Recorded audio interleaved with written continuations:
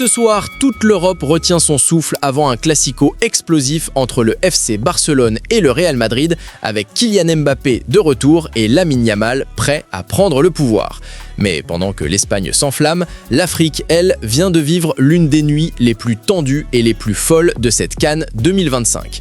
Car oui, le choc que tout le monde attendait entre l'Algérie et le Maroc n'aura jamais lieu. Les Fennecs ont été éliminés en quart de finale par un Nigeria impressionnant, vainqueur 2-0 grâce à Victor Osimhen et Accord Adams. Et ce score ne raconte même pas toute l'histoire, tant la domination des Super Eagles a été totale. Dès la seconde période, le Nigeria a accéléré. Osimhen, déjà omniprésent dans le jeu, a fini par faire sauter le verrou algérien avec un but de pur numéro 9 avant de se transformer en passeur pour Accord Adams qui a plié le match. Physiquement, tactiquement et mentalement, les Nigérians ont pris le dessus.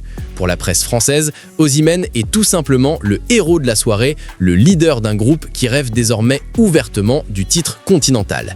Et dans ses déclarations après la rencontre, l'attaquant nigérien ne parlait même pas de statistiques. Il parlait de maturité, de progression, de volonté de gagner quelque chose avec cette génération. Un discours de patron. Mais ce quart de finale n'a pas seulement laissé de traces sportives, il a aussi laissé derrière lui un énorme chaos. Au coup de sifflet final, une partie des joueurs algériens s'est jetée sur le corps arbitral. Les images ont fait le tour des réseaux sociaux en quelques minutes. Très vite, une altercation a éclaté entre Lucas Zidane et Wilfred Ndidi, puis l'arbitre a dû être escorté par la sécurité jusqu'au vestiaire. Dans les tribunes, la tension est montée d'un cran avec des supporters qui ont tenté d'envahir la pelouse et même d'atteindre la zone mixte où se trouvaient les journalistes. Résultat, plus d'1 heure de retard pour que les joueurs puissent quitter le stade. Une soirée à oublier pour l'Algérie. Et pourtant, dans ce chaos, un nom ressort quand même côté algérien. Lucas Zidane. Le gardien a été l'une des rares satisfactions de cette CAN pour les Fennecs. Déjà sous contrat avec Grenade jusqu'en 2027, il attire désormais l'attention de plusieurs clubs européens.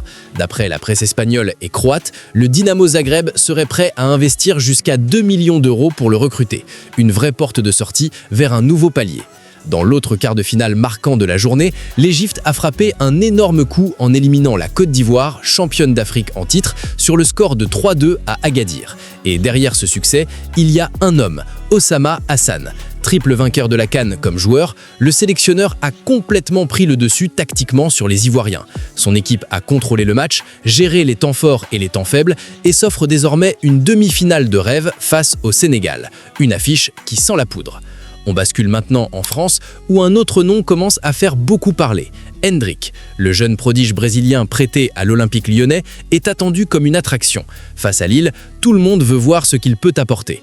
Doté d'une frappe surpuissante et d'un vrai instinct de buteur, Endrick doit profiter de ce prêt pour relancer sa trajectoire et marquer des points en vue du Mondial 2026. Même s'il ne jouera pas 90 minutes, ses débuts sont observés à la loupe.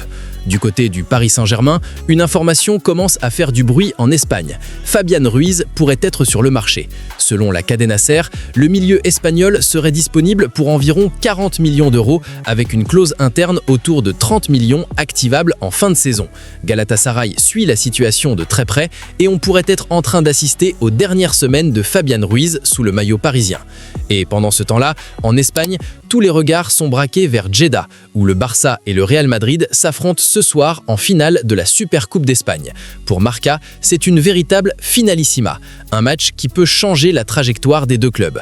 Pour le Real Madrid de Xabi Alonso, une victoire serait un bol d'air énorme après plusieurs semaines compliquées.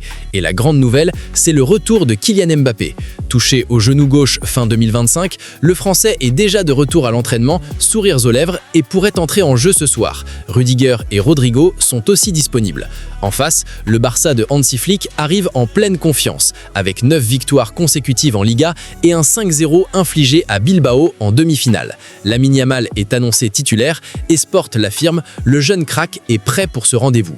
Pour AS, ce classico est même un duel de génération entre Mbappé, auteur de 29 buts cette saison, et Yamal, le moteur créatif du Barça.